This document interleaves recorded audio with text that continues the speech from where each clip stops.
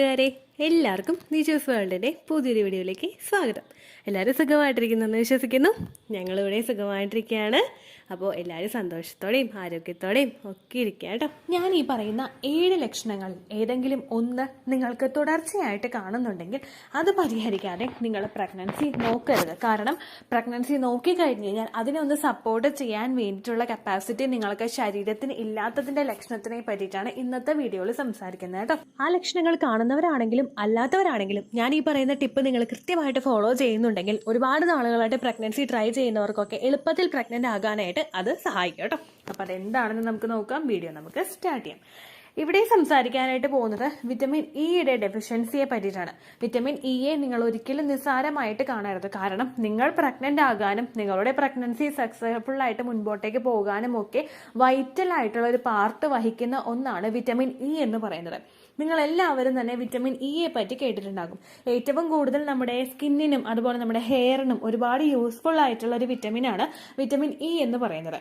സ്കിന്നിനെയും ഹെയറിനെയും മാറ്റി നിർത്തി കഴിഞ്ഞാലും നമ്മുടെ ഫെർട്ടിലിറ്റിയിൽ, നമ്മൾ ഒരു അമ്മയാകാനായിട്ടുള്ള ഒരു കപ്പാസിറ്റിയിൽ, അതുപോലെ തന്നെ പുരുഷന്മാരിലും അവരുടെ ഓവറോൾ സെമന്റെ ഗ്രോത്തിനും ഡെവലപ്മെന്റിനും ഒക്കെ ഒരുപാട് സഹായിക്കുന്ന ഒന്നാണ് വിറ്റമിൻ ഇ എന്ന് പറയുന്നത്.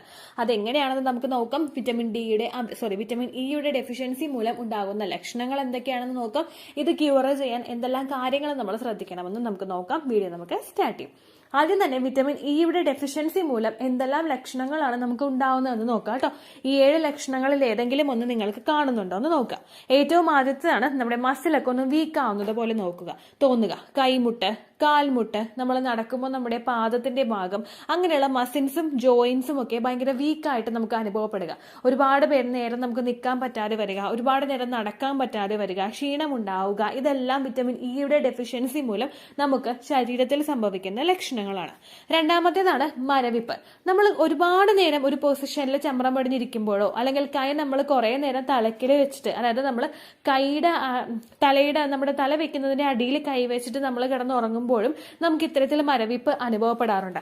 അങ്ങനെയല്ലാതെ നമുക്ക് കണ്ടിന്യൂസ് ആയിട്ട് മരവിപ്പ് അനുഭവപ്പെടുന്നുണ്ടെങ്കിൽ അത് ഇത്തരത്തിൽ എന്തെങ്കിലും ഹോർമോൺസിന്റെ അല്ലെങ്കിൽ വിറ്റമിൻ ഇയുടെ ഒക്കെ ഡെഫിഷ്യൻസി മൂലമൊക്കെ ആയിരിക്കും കേട്ടോ. അത് നിങ്ങൾ ശ്രദ്ധിക്കുക. മൂന്നാമതായിട്ട് നമ്മുടെ വിഷന് ബുദ്ധിമുട്ട് വരിക, വിഷൻ ബ്ലറായി പോവുക, നമുക്ക് ദൂരോട്ടുള്ള കാഴ്ച കിട്ടാതെ വരിക. നമുക്ക് ഒരുപാട് ദൂരത്തേക്ക് ഫോക്കസ് ചെയ്യാൻ പറ്റില്ലെങ്കിലും അടുത്തുള്ള കാര്യങ്ങൾ അറ്റ്ലീസ്റ്റ് നമുക്ക് കാണാനായിട്ട് സാധിക്കും. പക്ഷെ ഇത് നമ്മൾ നോക്കുമ്പോഴേക്കും നമുക്ക് ബ്ലറായി പോവുക, ടിവിയിലുള്ള കാര്യങ്ങളൊന്നും വായിക്കാതെ പറ്റാതെ വരിക, ഇങ്ങനെയുള്ള ബുദ്ധിമുട്ടും വിറ്റമിൻ ഇയുടെ ഡെഫിഷ്യൻസി മൂലം നമുക്ക് ഉണ്ടാകാം. അടുത്തൊരു പ്രശ്നം എന്ന് പറയുന്നത് നമ്മുടെ ഇമ്മ്യൂണിറ്റി കുറയുന്നതാണ്. ഇമ്മ്യൂണിറ്റി കുറയുക എന്ന് പറയുമ്പോഴേക്കും നമുക്ക് ഇടയ്ക്കിടയ്ക്ക് ബുദ്ധിമുട്ടുകൾ ഉണ്ടാവുക, അസുഖങ്ങൾ വന്നു പിടിക്കുക. ഫോർ എക്സാമ്പിൾ നമുക്ക് അലർജീസ് ഒക്കെ റെക്കറന്റ് ആയിട്ട് വരിക, ജലദോഷം, ചുമ, തുമ്മൽ, അങ്ങനെയുള്ള കാര്യങ്ങളൊക്കെ നമുക്ക് പെട്ടെന്ന് പിടിക്കുക. നമ്മുടെ ഇമ്മ്യൂണിറ്റി ഡൗൺ ആയി പോവുക. ഇമ്മ്യൂണിറ്റി എന്ന് പറയുന്നത് രോഗപ്രതിരോധ ശക്തിയാണ്. നമ്മുടെ അടുത്തൊരാൾ നിന്നിട്ട് അയാൾക്ക് പനി ഉണ്ടെങ്കിലോ അല്ലെങ്കിൽ അയാൾക്കൊരു തുമ്മൽ ഉണ്ടെങ്കിലോ പെട്ടെന്ന് നമ്മളിലോട്ട് അത് വരുന്നതിന്റെ അർത്ഥം നമുക്ക് ഇമ്മ്യൂണിറ്റി കുറവായതുകൊണ്ടാണ്. പക്ഷെ നമ്മുടെ അടുത്ത് പനിയുള്ള ഒരാൾ നിന്നാലും ജലദോഷം ഉള്ള ഒരാൾ നിന്നാലും നമുക്കത് പെട്ടെന്നൊന്നും വരുന്നില്ല എങ്കിൽ അതിനർത്ഥം നമുക്ക് ഇമ്മ്യൂണിറ്റി കൂടുതലാണ് എന്നുള്ളതാണ്. അപ്പോൾ ഇമ്മ്യൂണിറ്റി കുറവുള്ളതും വിറ്റമിൻ ഇയുടെ കുറയുന്നതിന്റെ ലക്ഷണമാണ്. അടുത്ത റീസൺ എന്ന് പറയുന്നത് നമ്മുടെ സ്കിന്ന് ഡ്രൈ ആവുക, ഭയങ്കരമായിട്ട് നമുക്ക് ഹെയർ ഫോൾ ഉണ്ടാവുക. നിങ്ങൾക്ക് എല്ലാവർക്കും തന്നെ വിറ്റമിൻ ഇ ഏറ്റവും കൂടുതൽ ഫെമിലിയർ ആയിട്ടുള്ളത് സ്കിന്നിനും ഹെയറിനും വേണ്ടിയിട്ടായിരിക്കും. നമ്മുടെ സ്കിന്ന് നല്ലപോലെ ഭംഗിയാക്കി വെക്കുന്നതിനും നമ്മുടെ ഹെയർ നല്ല ഹെൽത്തി ആക്കി വെക്കുന്നതിനും ഒക്കെ വൈറ്റൽ ആയിട്ടുള്ള ഒരു പാർട്ട് വഹിക്കുന്ന ഒന്നാണ് വിറ്റമിൻ ഇ എന്ന് പറയുന്നത്. ഇതിന്റെ ഡെഫിഷ്യൻസീസ് നിങ്ങൾക്ക് ഉണ്ടാവുന്നുണ്ടെങ്കിൽ നിങ്ങളുടെ സ്കിന്ന് ഭയങ്കരമായിട്ട് ഡ്രൈ ആയി പോകും, ഹെയർ ഫോൾ ഒരുപാട് നമുക്ക് അനുഭവപ്പെടുകയും ചെയ്യും കേട്ടോ. ഈ ലക്ഷണം കാണുന്നുണ്ടെങ്കിലും നിങ്ങൾ ശ്രദ്ധിക്കാം. അടുത്തതെന്ന് പറയുന്നത് ഇറഗുലർ മെൻസ്ട്രൽ സൈക്കിൾ ആണ്. ഇറഗുലർ മെൻസ്ട്രൽ സൈക്കിൾ എന്ന് പറയുമ്പോഴേക്കും നമ്മുടെ പീരിയഡ്സിന്റെ ഡേറ്റ് നമുക്ക് എക്സ്പെക്ട് ചെയ്യാനായിട്ട് പറ്റാതെ വരിക. ചിലവർ എപ്പോഴും പറയുന്ന ഒരു കാര്യമാണ്, ചേച്ചി എനിക്ക് അതാത് മാസം പീരീഡ് വരുന്നുണ്ട് പക്ഷെ ഇറഗുലർ ആയിട്ടാണ് വരുന്നത്. ഇറഗുലർ മെൻസ്ട്രൽ സൈക്കിൾ എന്ന് പറയുന്നത് ഒരു 35 ഡേയ്സിന് എബോയും 21 ഡേയ്സിന് ബിലോ ആയിട്ടും, അതായത് നമുക്ക് ഹെൽത്തി ആയിട്ടുള്ള ഒരു സ്ത്രീക്ക് മെൻസ്ട്രേഷൻ വരേണ്ടത് 21 to 35 ആണ്. 21 ദിവസവും 35 ദിവസത്തിനകത്തുമാണ് നിങ്ങൾക്ക് മെൻസ്ട്രേഷൻ ഉണ്ടാവുന്നതെങ്കിൽ അത് ഹെൽത്തിയാണ്. എന്നാൽ 35 എബോവ് ആയിട്ട് പോകുന്നതും 21 കുറവായിട്ട് നമുക്ക് മെൻസ്ട്രേഷൻ ഉണ്ടാവുന്നതും ഒരിക്കലും ഹെൽത്തി ആയിട്ടുള്ള റെഗുലർ ആയിട്ടുള്ള ഒരു മെൻസ്ട്രേഷൻ അല്ല. അങ്ങനെ വന്നു കഴിഞ്ഞാൽ നമുക്ക് ഓവുലേഷൻ നടക്കാതെ വരും. എല്ലാ മാസവും പീരിയഡ്സ് വരിക എന്നുള്ളതല്ല ഏറ്റവും വൈറ്റൽ ആയിട്ടുള്ള കാര്യം.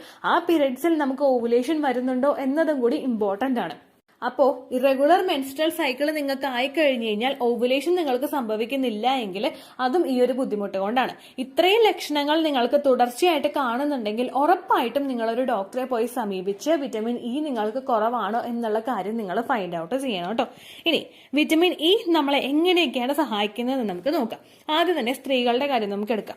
മെൻസ്ട്രേഷൻ റെഗുലർ ആക്കാൻ വേണ്ടിയിട്ട് നമ്മുടെ പീരിയഡ്സ് കൃത്യമായിട്ട് വരികയാണെങ്കിൽ അതിനർത്ഥം ഹോർമോൺസിന്റെ പ്രവർത്തനം അവിടെ കൃത്യമായിട്ട് നടക്കുന്നുണ്ട് എന്ന് തന്നെയാണ്.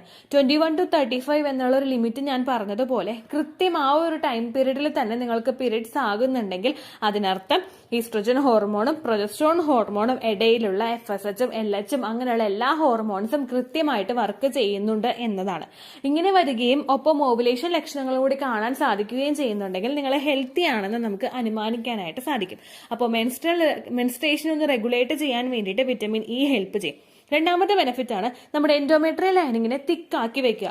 എൻഡോമെട്രിയൽ ലൈനിങ്ങിന്റെ ഇമ്പോർട്ടൻസ് എത്രമാത്രം ഉണ്ടെന്നുള്ളത് ഫെർട്ടിലിറ്റി ട്രീറ്റ്മെന്റ് എടുക്കുന്നവരും അല്ലെങ്കിൽ അമ്മയാകാനായിട്ട് ശ്രമിക്കുന്നവരുമായിട്ടുള്ള എല്ലാവർക്കും തന്നെ അറിയാം.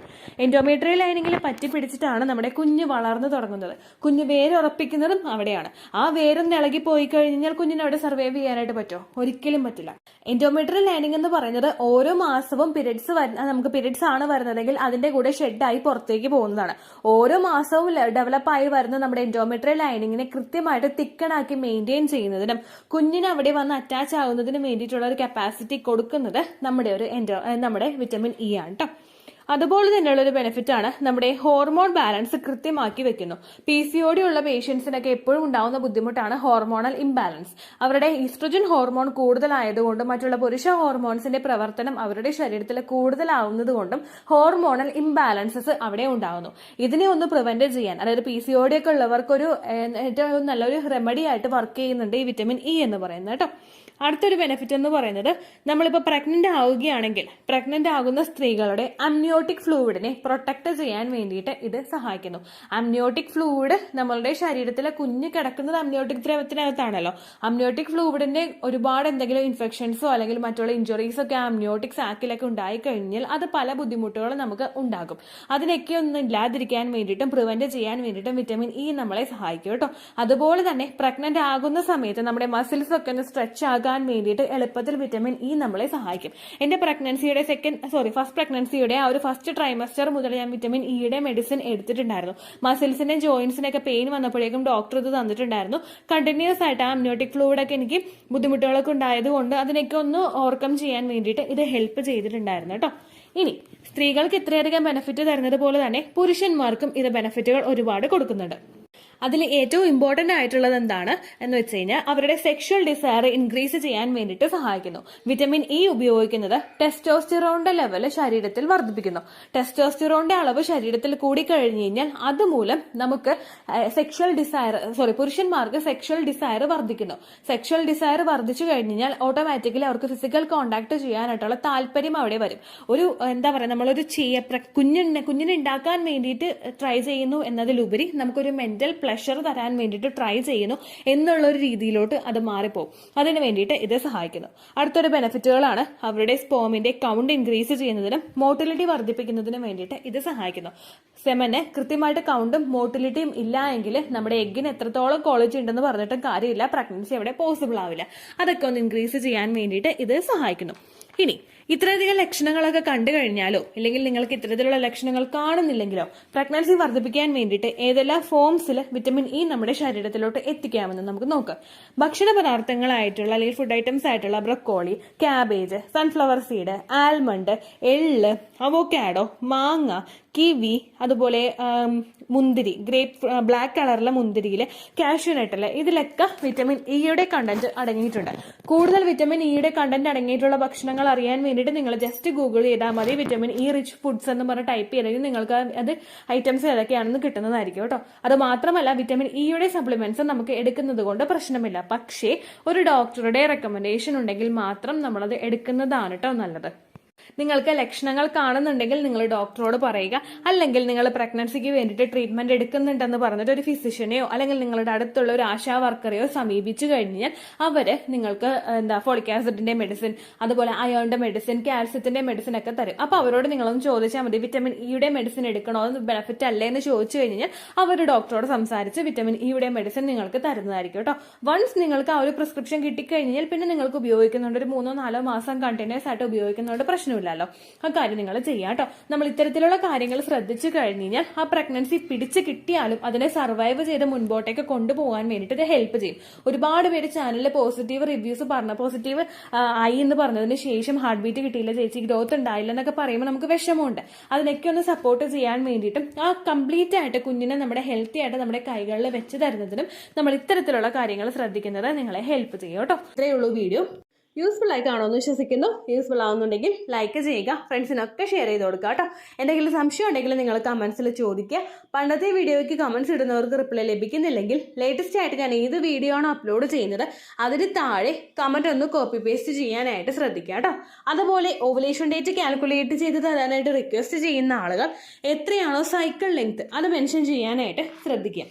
സൈക്കിൾ ലെങ്ത് എന്നതുകൊണ്ട് ഉദ്ദേശിച്ചത് ഓരോ മാസവും എത്ര ദിവസം കൂടുമ്പോഴാണോ ബ്ലീഡിങ് വരുന്നത് അതാണ് സൈക്കിൾ ലെങ്ത്.